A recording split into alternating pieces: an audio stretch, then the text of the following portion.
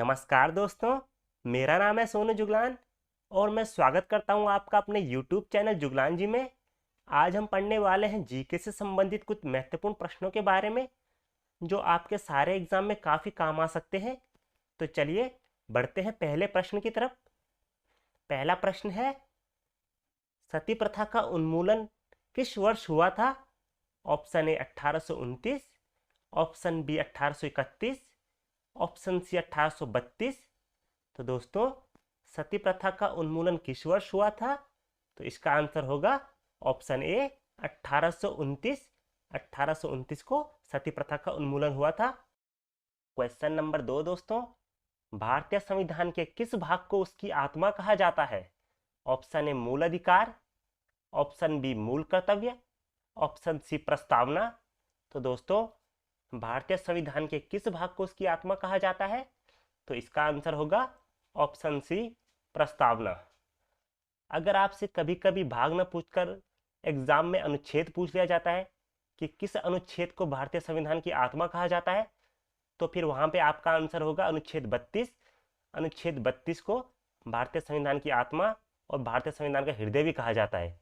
और अनुच्छेद 32 ही भारतीय संविधान में संवैधानिक उपचार का अधिकार भी देता है। ठीक है दोस्तों, ये आपको याद रखना है। अनुच्छेद पूछेगा तो 32, अगर भाग पूछेगा तो प्रस्तावना। ठीक है दोस्तों। प्रश्न नंबर 3, भारत में जनगणना पहली बार किस वर्ष हुई थी? Option A 1881, option B 1872, option C 1951। तो इसका सही आंसर क्या होगा दोस्तों? जो पहली बार जनगणना भारत में हुई थी, ऑप्शन बी, यानी कि 1872 में पहली बार जनगणना हुई थी और यह करवाई थी वायसराय लॉर्ड मेयो द्वारा। और दोस्तों, अगर संपूर्ण जनगणना पूछता है एग्जाम में कि संपूर्ण जनगणना किस वर्ष हुई थी, तो 1881 में हुई थी और यह करवाई थी लॉर्ड रिपन के द्वारा। अगर आज़ादी के बाद पूछता है कि आज़ादी के बाद जनगणना पहली बार कब हुई, तो 1951 में हुई थी। दोस्तों, अब तक भारत में कुल 15 बार जनगणना हो चुकी है और भारत में आखिरी बार जनगणना 2011 में हुई थी और आगामी जो जनगणना होगी वो 2021 में होगी। ठीक है दोस्तों, ये चीज भी आपको याद रखना है।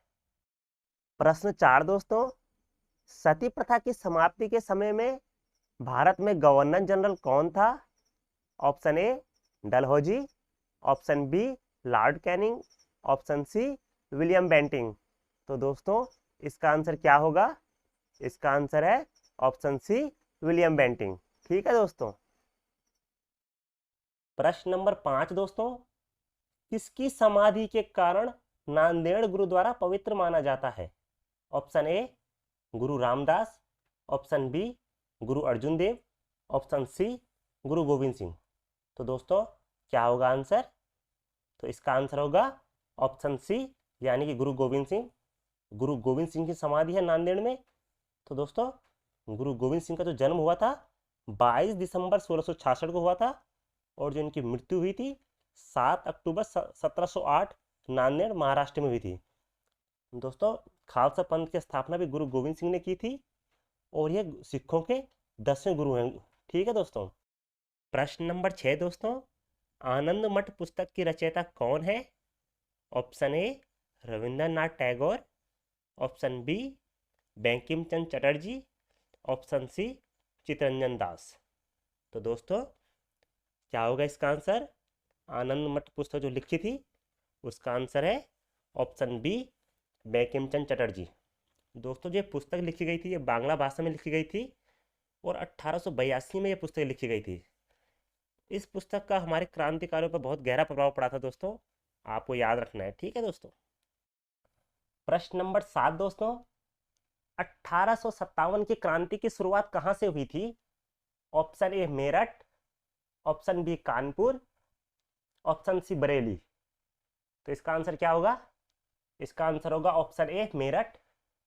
अगर आपसे एग्जाम में पूछा जाता है कि मेरठ से इस क्रांति का श्रेय किसे दिया जाता है, तो वह थे मंगल पांडे जी। 10 मई 1857 को मंगल पांडे जी ने मेरठ में इस क्रांति की शुरुआत कर दी थी। प्रश्न नंबर 8 दोस्तों, टीपू सुल्तान की राजधानी कहाँ थी? Option A Srirangapatnam, option B Mysore, option C Bangalore, तो इसका आंसर क्या होगा? इसका आंसर होगा ऑप्शन ए, श्रीरंगपट्टनम। टीपू सुल्तान जी ने श्रीरंगपट्टनम में 1792 में अंग्रेजों के साथ तृतीय आंग्ल मैसूर युद्ध में संधि भी की थी, और 1799 में चतुर्थ आंग्ल मैसूर युद्ध में श्रीरंगपट्टनम की रक्षा करते हुए टीपू सुल्तान जी शहीद हो गए थे। ठीक है दोस्तों, ये आपको याद रखना है। प्रश्न नंबर 9 दोस्तों, बंगाल का विभाजन कब हुआ था? Option A 1905, option B 1906, option C 1907।